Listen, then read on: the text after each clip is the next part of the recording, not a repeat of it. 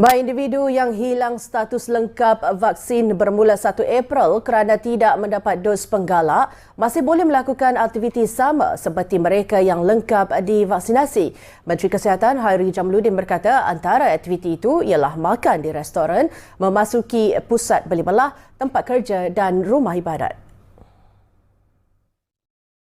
Menerusi satu kenyataan, Hairi berkata pemilik premis perlu memastikan bahawa hanya pelanggan atau pengunjung yang telah sekurang-kurangnya melengkapkan vaksinasi dos primer.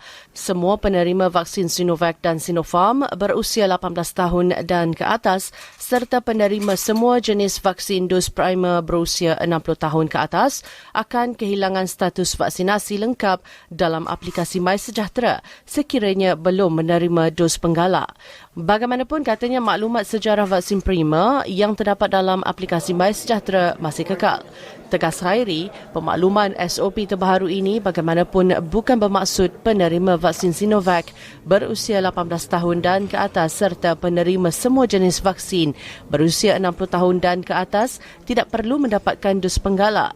Hairi berkata data penilaian yang dijalankan dalam kalangan penerima vaksin di Malaysia mendapati tahap perlindungan terhadap jangkitan COVID-19 menurun sehingga 20% bagi 2 dos vaksin Pfizer dan 48% bagi 2 dos vaksin Sinovac dalam tempoh 3 hingga 5 bulan selepas vaksinasi primer.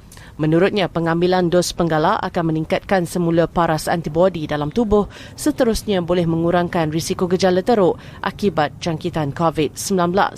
Dalam pada itu, pengembara dari luar negara yang akan memasuki Malaysia, mereka perlu mengikut prosedur operasi standard yang ditetapkan, iaitu hanya pengembara yang menerima vaksinasi lengkap atau lengkap vaksinasi dos primer dan dos penggalak dibenarkan memasuki premis berkenaan.